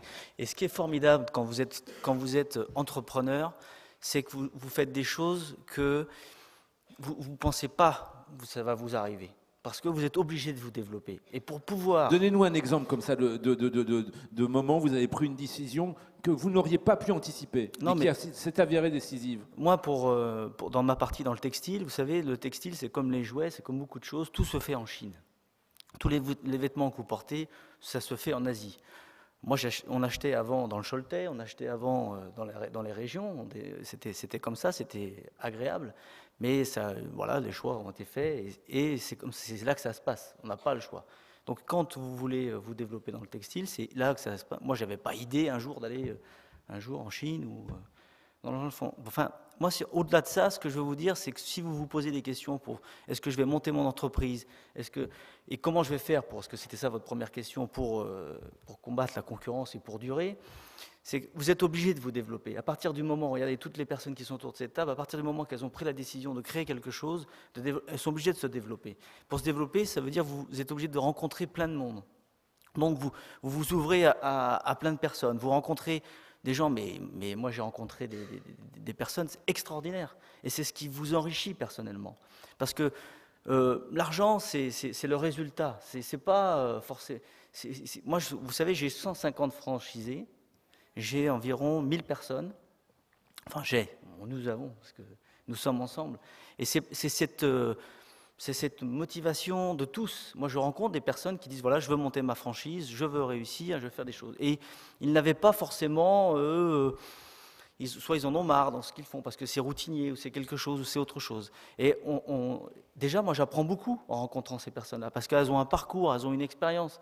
Et cette accumulation d'expérience, de choses, quand vous êtes entrepreneur, c'est vraiment bien, parce que vous avez accès à beaucoup de choses. Vous pouvez rencontrer, regardez-moi aujourd'hui, j'ai rencontré monsieur, moi j'ai 150 magasins, on a des caisses, vous faites voilà, aujourd'hui grâce à vous, grâce à tout ce que vous avez organisé, toutes ces rencontres, c'est formidable. Est-ce que vous êtes en train de nous dire que dans le métier d'entrepreneur, quand on veut développer sa boîte, non seulement il faut être le premier vendeur de son entreprise, ça on l'a bien compris, non seulement il faut avoir le regard sur les chiffres, mais peut-être encore plus important, c'est être constamment à l'écoute, être constamment en veille pour essayer de voir ce que font vos concurrents, pour essayer de voir s'il n'y a pas là quelqu'un qui peut vous apporter une nouvelle solution, un nouveau fournisseur, si votre voisin n'a pas la possibilité effectivement de vous faire changer vos caisses enregistreuses et votre relation client sur le terrain. Comme vous faut êtes être une éponge en fait. Pour moi, je rejoins tout à fait ce qui a été dit. Le client, c'est lui le patron, c'est lui important. Quand vous créez vos entreprises, vous êtes obligé de vous développer.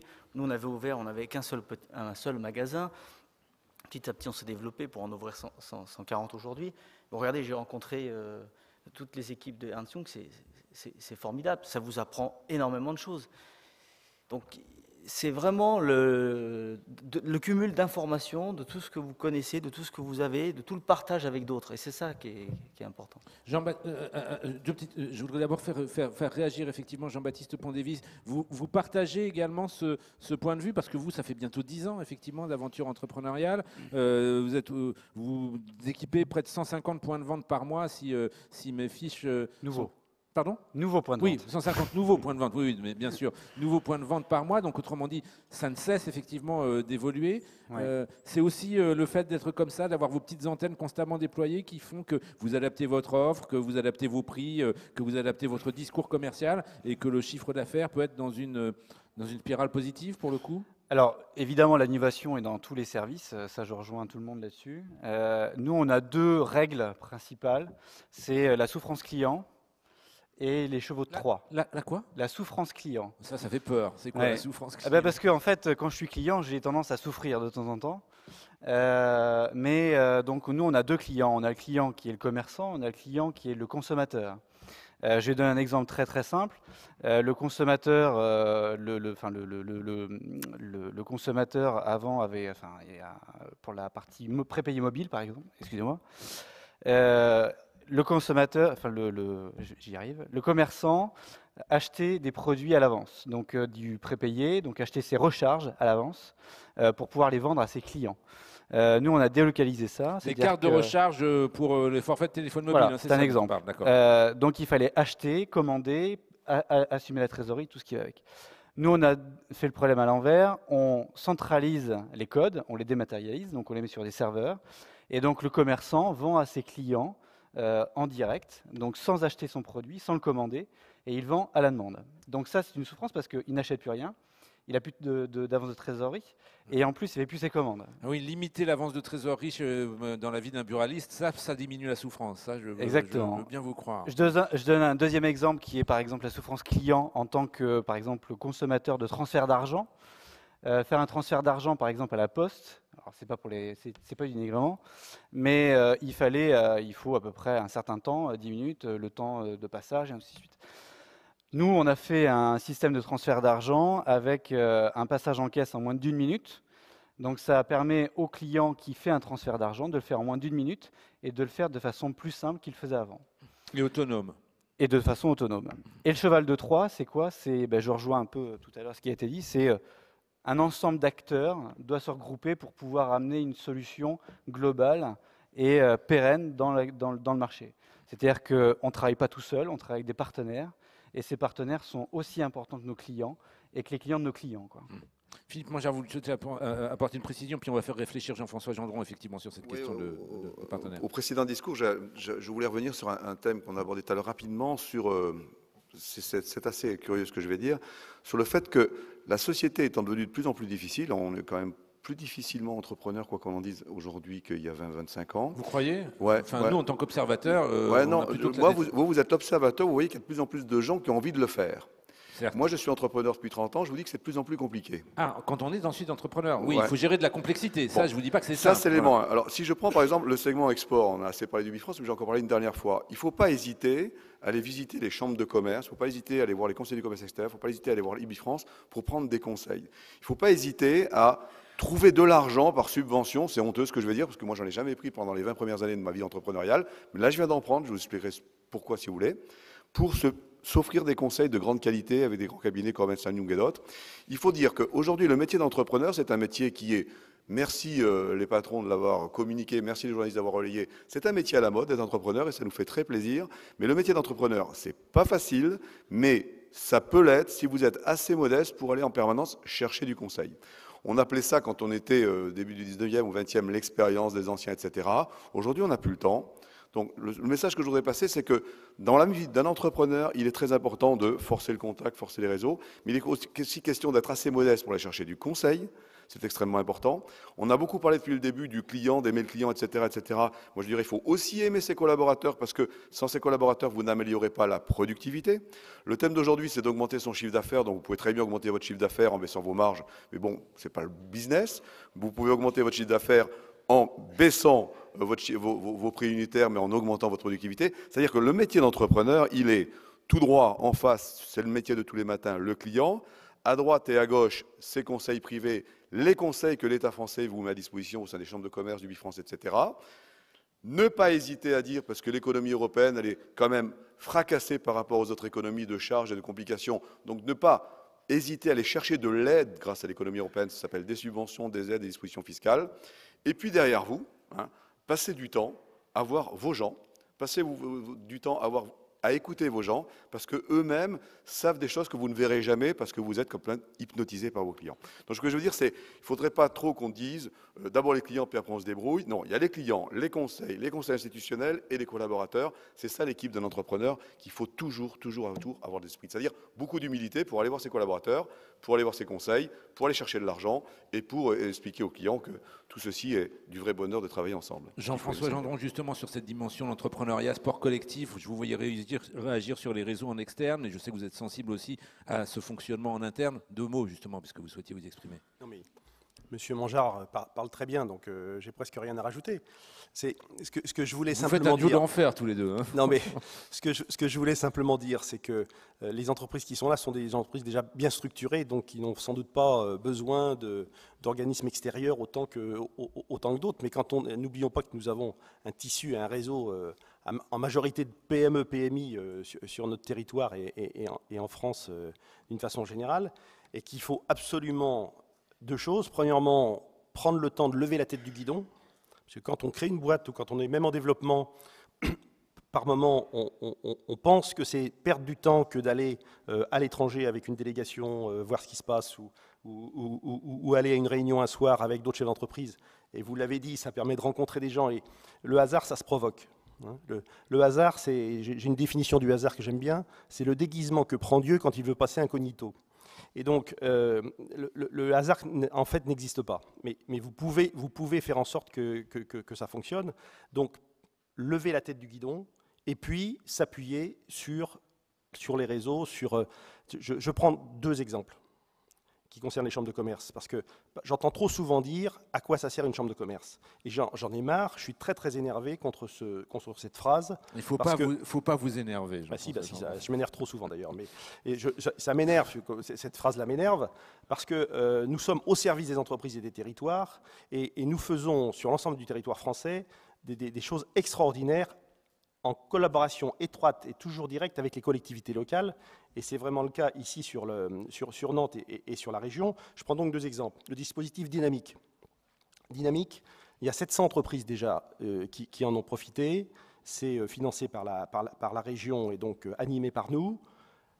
92% d'entre elles ont eu des résultats positifs. Après ces trucs, c'est quoi? C'est un conseiller qui, pendant 9 mois, va aider la PME à l'orienter vers les bons conseils, pour prendre les bonnes décisions, etc. C'est une sorte d'audit, etc.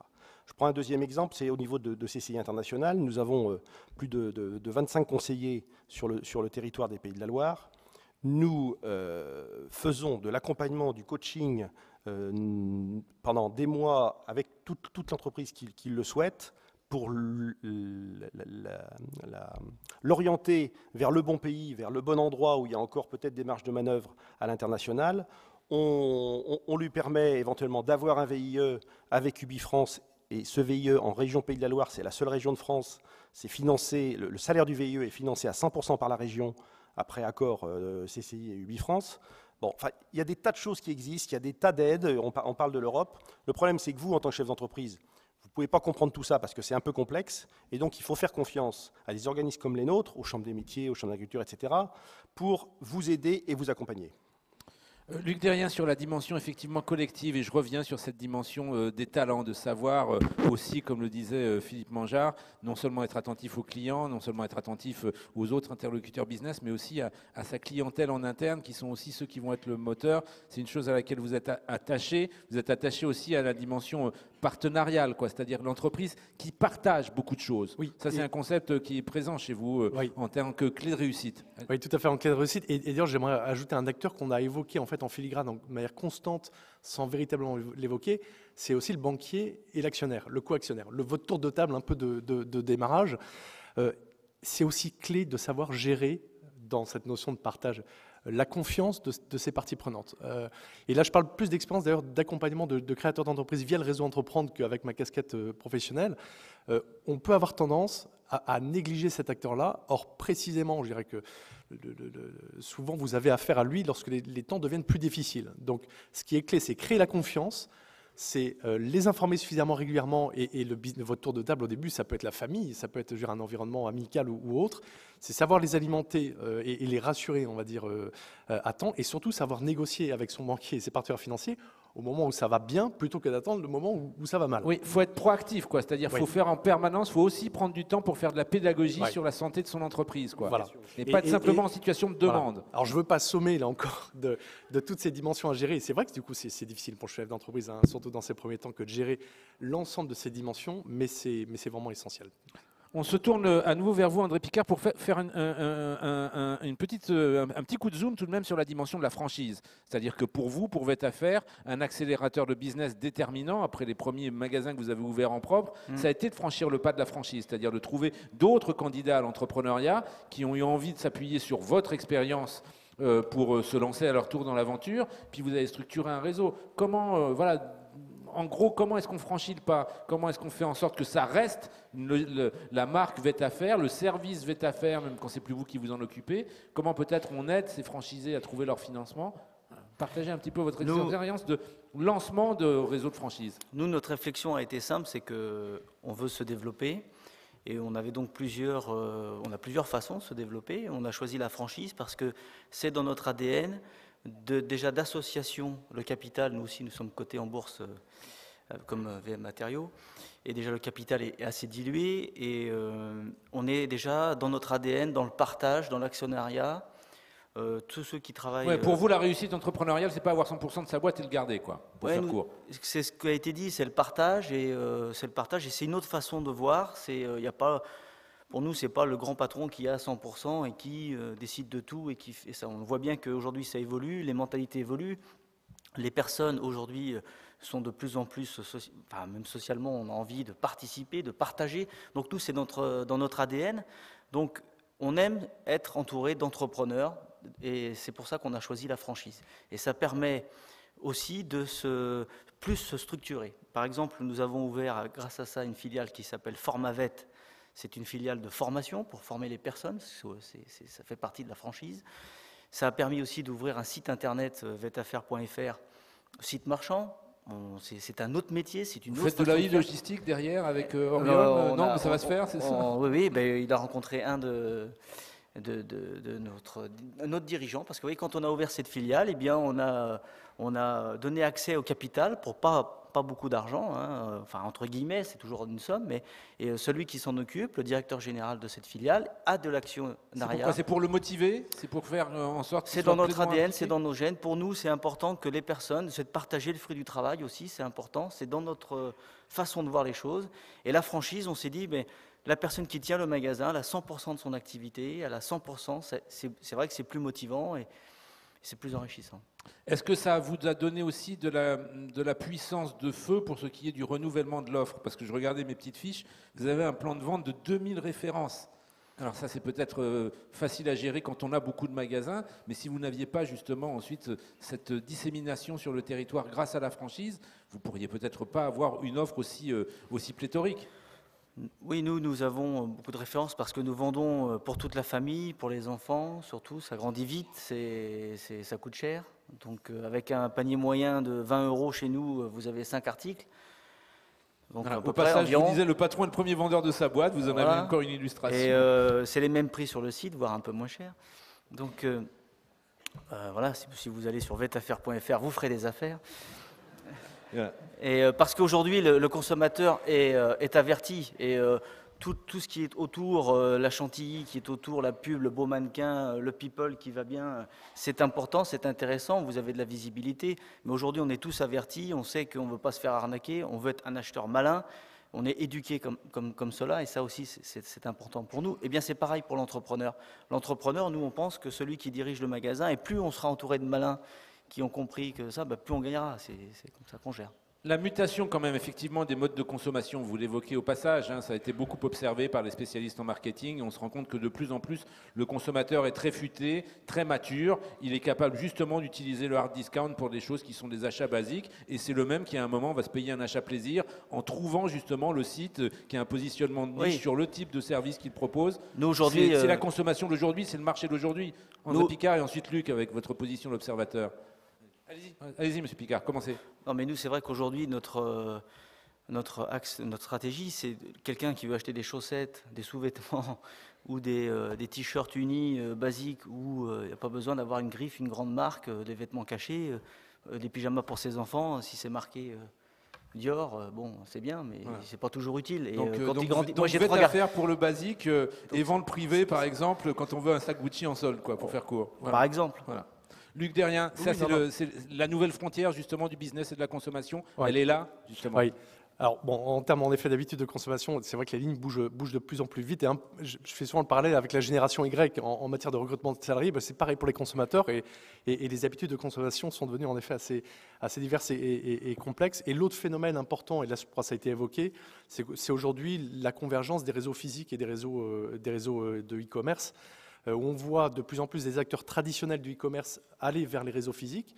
On a un bon exemple d'ailleurs à Nantes avec Matériel.net, qui est le bon exemple d'une société qui fait du trading de matériel informatique. On peut se dire, là c'est hyper concurrencé, il y a des marges très serrées, on ne peut pas être dynamique, mais qui a associé cette approche de e-commerce à, pour le coup, la création d'un réseau physique de conseils, d'accompagnement et de services qui permet de se positionner sur des offres haut de gamme. Mais ça, cette convergence là, des réseaux, soit d'acteurs Internet qui vont vers le physique, soit d'acteurs du physique qui vont vers Internet, est un des grands phénomènes du moment. Michel Lingard, sur ce sujet, parce que vous faites effectivement d'un monde de l'assurance qui était quand même à une époque un monde de services très très physique. Vous, à Magis, c'est du 100% Internet, si mes informations sont exactes. Enfin, Internet plus assistance téléphonique évidemment, mais c'est tout à distance. Voilà. Et comment justement pourquoi ce positionnement? C'est parce que d'une part, ça vous permettait d'avoir de vous distinguer, mais c'est pas difficile à assumer dans un service qui est quand même beaucoup un service de confiance, et donc il faut quand même maintenir de la relation humaine. C'est là que le téléphone permet justement de remettre mettre un peu de chaleur? Oui, tout à fait.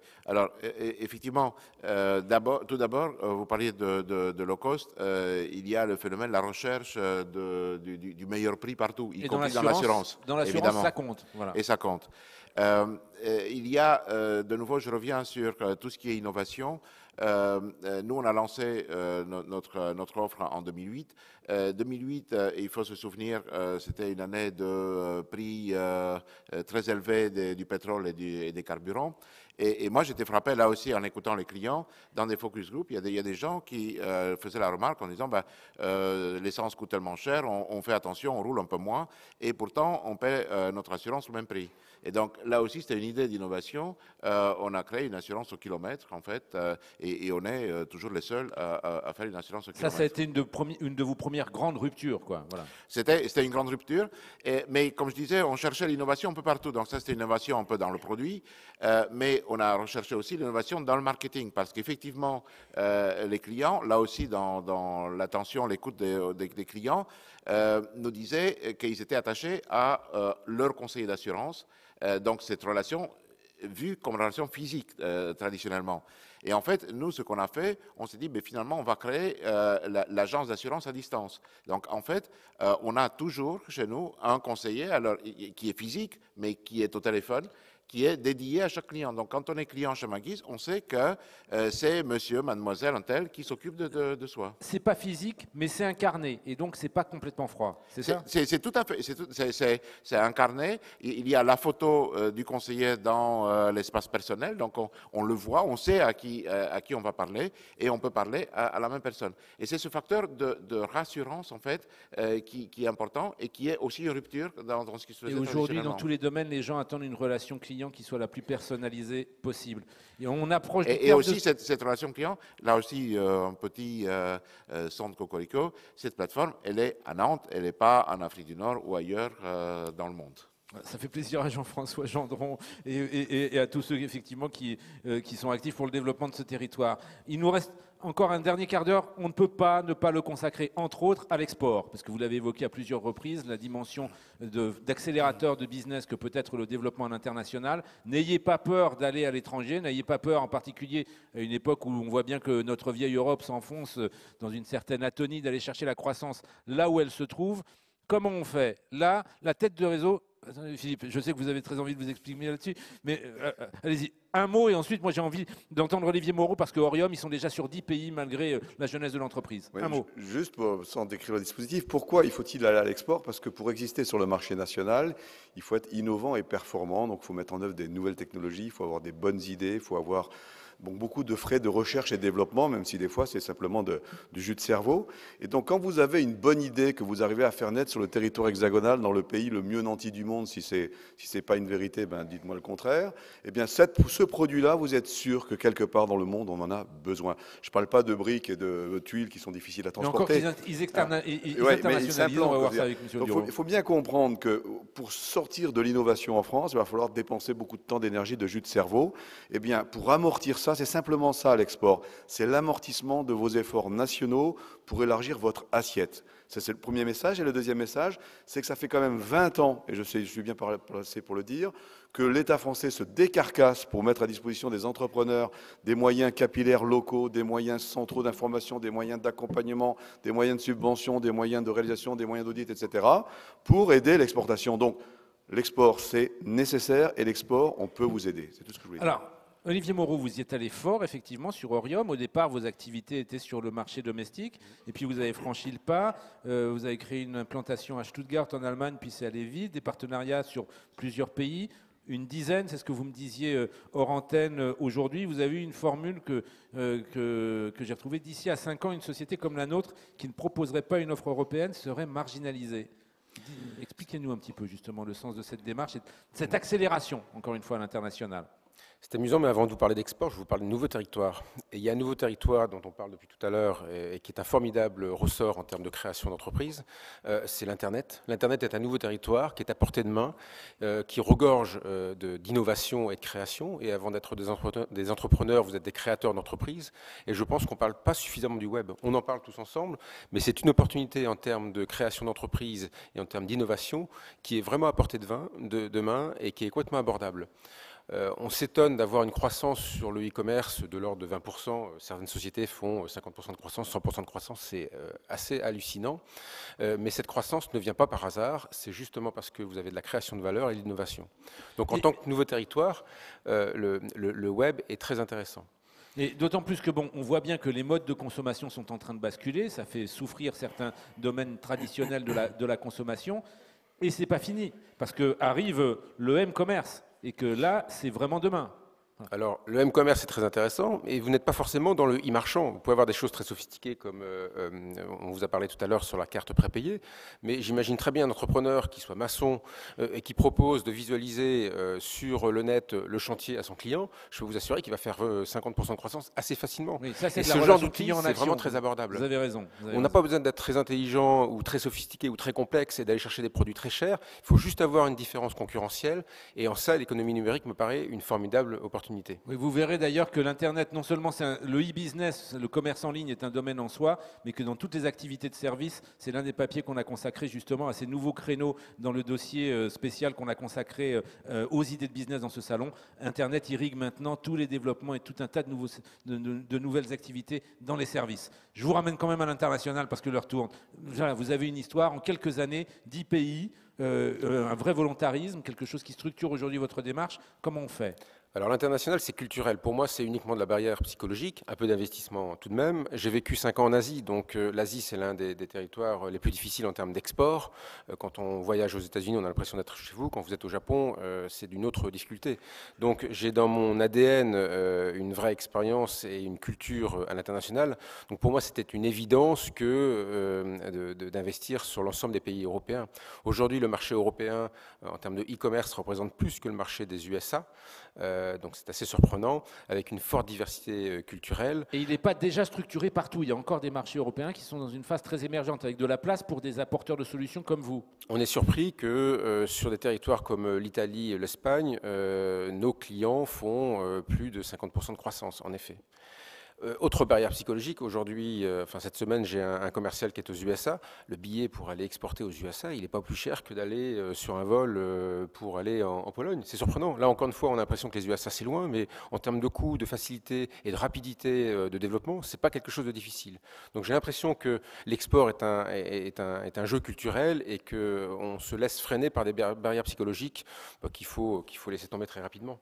Et alors donc, pour l'instant, vous avez effectivement ces premiers pays, cette première liste de pays, elle était européenne. Vous regardez là du côté des États-Unis. Tout de même, j'en reviens à cette idée consistant à, il faut réussir à trouver un argument de vente. Il faut commencer à trouver une identité à son offre. Comme on arrive comme ça sur un nouveau marché, qu'est-ce qu'on vend comme avantage concurrentiel, comme avantage client et qui devient ensuite un avantage concurrentiel?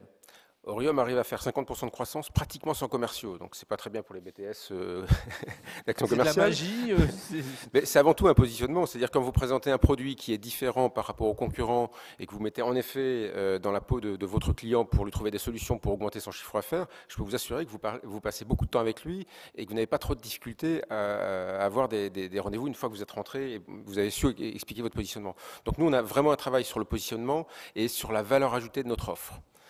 Donc on l'a eu en France et on l'a également par rapport à des prospections aux USA.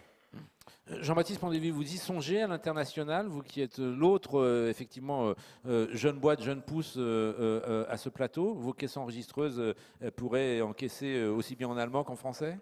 Oui, donc le modèle aujourd'hui, on a fait un pilote en gros de 4000 points de vente, un peu plus. On a créé une filiale au Portugal cette année. Le but était de prendre on va dire un petit pays pour se faire un peu les marques. On a surfé en plus sur une certification qui est là-bas, une certification au niveau de la TVA. Et donc aujourd'hui, pour nous, c'est vraiment important. Mon associé se met à l'anglais activement. Moi aussi, mais j'ai un peu plus de mal. Mais en tout cas, voilà, c'est exactement où il faut être. C'est-à-dire qu'aujourd'hui, on a un modèle qui fonctionne bien. On a un modèle qui relie le monde virtuel et le monde physique. Et aujourd'hui, on s'aperçoit que ça n'est pas forcément très utilisé dans les autres pays. Et évidemment, aller dans d'autres pays, c'est logique, quoi. André Picard, vous regardez également du côté de l'international, prudemment, très progressivement, VET-Affaires Incorporated, ça pourrait donner quoi? Ben nous, vous voyez, la franchise, c'est aussi pour ça. C'est qu'après, il y a la master franchise. Donc, la franchise, c'est une tête de réseau sur un territoire. Territoire pouvant être un pays, justement. Voilà, donc ce serait notre ambition. Donc avec la franchise, comme ça des candidats à la franchise et à la création de plusieurs points de vente dans différents pays qui seraient des pays. C'est la prochaine étape. Aujourd'hui, on se structure bien pour la franchise. Et vous regardez quel pays, par exemple? On en regarde beaucoup. D'accord. Bon, il y a une dimension effectivement un peu stratégique. On peut respecter cette confidentialité. Philippe Audureau, vous aussi, vous êtes dans une phase de réflexion, mais de passage à l'action, très progressivement aussi dans l'internationalisation des activités de VM. Je crois qu'effectivement, chaque entreprise a ses problématiques, des produits qui s'internationalisent ou qui s'exportent plus ou moins. Je pense qu'une des premières questions, c'est la culture. Chez VM Matériaux, effectivement, on a des produits qui ne se transportent pas bien, mais surtout, sortir de la Vendée il y a quelques années pour Vendée Matériaux, c'était déjà de l'international, hein, donc il fallait y aller progressivement. Hein. Moi, quand je suis arrivé dans l'entreprise, j'avais eu la chance de faire 10 ans d'international. Quand je suis arrivé dans l'entreprise, si par malheur on avait quelqu'un qui nous téléphonait en anglais, on m'apportait le téléphone comme si c'était un linge en train de sécher. Il y a encore des entreprises où ça se passe comme ça, ce qui est un autre problème. Je ne sais pas, je suppose que le monde a un peu changé depuis, mais c'est la réalité. Et donc je pense que le premier enjeu pour beaucoup d'entreprises, c'est à nouveau dans la tête. Bien sûr que, et c'est des problèmes de culture, l'international, les intervenants ont travaillé à l'étranger, etc. C'est d'abord un problème de culture. Il faut aussi comprendre que les habitudes, les mentalités, les modes de raisonnement ne sont pas les mêmes et qu'il ne faut pas arriver en imaginant que le copier-coller de ce qu'on sait faire en France, même si c'est bien ou pas trop mal, fonctionne à l'étranger. Donc nous, on s'est dit, on est sur un marché national, on a beaucoup de priorités. Avant de faire nos premiers pas à l'étranger, on a essayé déjà de régler ces priorités, puis ensuite de se dire comment on fait. Alors bien sûr, compte tenu des moyens d'un groupe comme ça, on aurait pu embaucher une armée de collaborateurs qui connaissaient les pays. On a fait les choses plus modestement. C'est moi qui m'en occupe, avec un ou deux collaborateurs de talent. On s'est fixé un plan de marche en disant, voilà, qu'est-ce qu'on peut aller faire? Quels sont les pays qui présentent un intérêt ou pas par rapport à nos savoir-faire. Puis on a commencé à ramer avec les réseaux, parce que je pense que c'est très important, justement quand on est dans des cultures qui ne sont pas les mêmes, c'est vrai pour l'export, c'est vrai pour le développement international, de s'appuyer sur des réseaux, avec Ubifrance, avec les chambres de commerce à l'étranger, avec des partenaires financiers qui peuvent aussi avoir des implantations. Enfin bref, très important de se constituer des réseaux.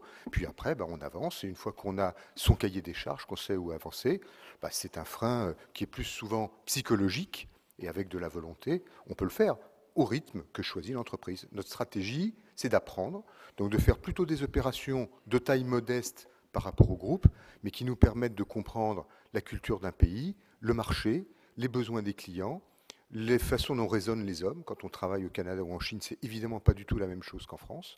Et puis petit à petit, de capitaliser là-dessus pour se développer. Et c'est vrai que c'est pas si compliqué. Je pense que le premier frein, il est souvent dans la tête des entrepreneurs. Évidemment, il y a quelques problèmes matériels, de langue et autres, etc. Mais ça se règle plus facilement. Philippe Mangeard, là je parle moins à l'entrepreneur qui a lui-même effectivement développé des activités qu'au vice-président d'Ubifrance, sur justement les services que vous apportez aux entreprises qui veulent faire leur premier pas à l'export. C'est peut-être le moment de donner un petit coup de zoom sur quelque chose comme le VIE par exemple. On a parlé de VIE, donc en deux mots, c'est les volontaires. VIE, c'est volontaire international à l'export. Voilà. Vous savez, avant il y avait le service militaire en France, et puis certains qui avaient des diplômes faisaient coopérants, donc dans l'éducation nationale ou pour les plus chanceux dans certaines entreprises. Le service militaire ayant disparu, on a remplacé ça donc par le VIE, c'est-à-dire un jeune diplômé qui va pendant 12, 18, 24 mois être au bout du monde avec une période de 3 à 9 mois en France pour représenter une entreprise, pour l'aider à se développer, pour l'aider à comprendre le marché, etc. Donc il y a un double bénéfice dans cette affaire. Il y a d'abord un jeune diplômé, et ce n'est pas forcément qu'une grande école parisienne qui fait des VIE, il y a des VIE de toutes les écoles de France, et bientôt simplement des gens qui auront simplement la volonté d'aller au bout du monde avec une seule condition, être jeune. Donc ce jeune au bout du monde va d'abord, et ça j'y tiens, parler de la France et montrer que les Français sont dégourdis. 2, il va comprendre ce que c'est qu'un marché international. 3, il va rapporter de la vraie information au siège qui est généralement en France. Et 4e, il va souvent, on va dire une fois sur 2, rester sur place et mettre un drapeau français de plus au sein de l'entreprise qu'il a exportée ou d'une autre entreprise française ou franco-locale. Donc VIE, c'est un bon poste, c'est un gros défaut, c'est que ça marche vraiment très bien.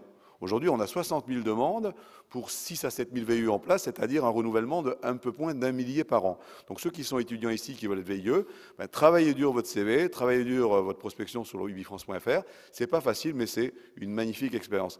Il y a 2 partenaires qui manquent ici pour l'équipe de France de l'Export dont je ne peux pas ne pas parler. C'est d'une part la COFAS qui assure les créances des exportateurs à l'étranger, qui propose des budgets aussi de prospection. Donc la COFAS est un bel outil de l'équipe de France Export. Et bien sûr Oseo qui est l'innovation, qui est la première mamelle de développement d'une entreprise, et qui est aussi Oseo Export, qui permet aux gens qui sont les plus engagés à l'export de constituer des fonds propres, d'assurer des fonds propres, d'assurer des garanties à l'international. Je reviens à ce que je disais tout à l'heure, il y a un magnifique dispositif d'accompagnement des entreprises à l'international, donc des entrepreneurs.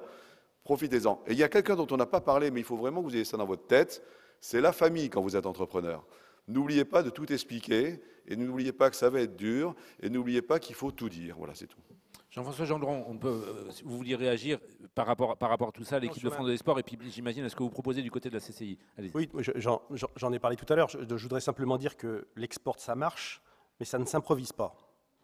Et qu'il ne faut surtout pas y aller seul. Et il ne faut surtout pas envoyer un VIE seul à l'autre bout du monde s'il n'a pas sur place un petit accompagnement, une attache, etc., via une grande entreprise. Donc, l'export, ça marche. Ce n'est pas forcément à l'autre bout du monde. Pensons déjà à un pays qui est à côté de chez nous. Ça peut aussi marcher. Et ne tombons pas non plus dans les sirènes des briques, systématiquement. Et faisons-le accompagner. L'autre point, c'est la langue. La moitié des entreprises qui exportent ici en Pays de la Loire n'ont pas de site en anglais. Elles exportent quand même, vous allez me dire, mais enfin c'est quand même un peu délicat. C'est un peu dommage, quoi. C'est un peu dommage. Donc il y a une petite préparation, il y a quelques petits trucs à faire. On est là pour vous aider à CCI International pour y arriver dans le cadre de l'équipe de France de l'export. André Picard, oui, juste un mot à ce sujet. Moi, je voudrais rebondir sur souvent, j'entends, ça va être dur. Mais vous savez, quand vous êtes salarié, c'est dur aussi. Donc, quand vous êtes ouvrier, c'est dur aussi. C'est d'autres difficultés. Quand vous êtes étudiant, c'est dur aussi. Tout est difficile aujourd'hui. Donc même si c'est entrepreneur, il ne faut pas avoir peur. Ça va être dur, mais comme tous les autres. Voilà. Beau message. C'est tout. Beau message. Luc Derrien, à propos de cette dimension internationale, on sait que c'est important dans la réflexion que mène Ernst & Young sur les clés de réussite des PME de croissance. Au prix mondial de l'entrepreneur de l'année au mois de mai, il y a votre président mondial qui a sorti un concept et il incite les entreprises à être born global, voilà, c'est-à-dire international dès le départ, c'est en particulier pour les jeunes entrepreneurs. Voilà, par rapport à tout ça et au fait de l'intégrer le plus profondément possible dans la démarche entrepreneuriale, on a envie de vous entendre. Oui, l'idée, c'est pas d'être international pour être international, c'est être en effet international, je crois que ça a été bien dit, dans les métiers où ça fait pleinement du sens et auquel cas, on l'est dès le début. Récemment encore, là aussi, une belle entreprise rennaise a été primée dans le secteur des télécoms. Quand vous êtes dans le secteur des télécoms, vu la faiblesse, enfin vu le nombre très limité de clients, par définition, vous devez être international dès le début. Là où d'autres secteurs s'y prêtent moins, je crois que ça a été bien dit. Il y a aujourd'hui beaucoup de dispositifs d'accompagnement et qui permettent aux entrepreneurs de se développer également par croissance externe de public. Ça peut être aussi un biais plus facile de développement. Et juste un dernier mot qui fait écho à l'étude qu'on a pu produire à l'occasion du G20 IS, qui regroupait l'avis des chefs d'entreprise des 20 principaux pays du G20. Et s'agissant de la France, je pense qu'on a clairement des atouts, un dynamisme entrepreneurial qui est clair. En termes de culture, on gardera toujours le problème que la peur de l'échec paralyse beaucoup. Et qu'on ait notre droit, d'ailleurs en matière de droit des faillites, est très empreint de cette idée que l'entrepreneur qui échoue a fauté. Et je pense qu'il faut ne pas avoir peur aussi de l'échec et se confronter à cette difficulté-là. De manière globale, je reste sur le message effectivement d'André Picard. Les temps sont durs, il y a de la difficulté partout, mais n'ayez pas peur d'entreprendre si telle est votre envie. On remercie nos témoins et nos observateurs et accompagnateurs des entreprises. Je vous remercie toutes et tous de votre attention. Je pense que si vous avez des questions qui vous brûlent les lèvres, vous pouvez éventuellement vous approcher de certains de nos invités. Merci et bonne poursuite de cette journée au Salon des entrepreneurs.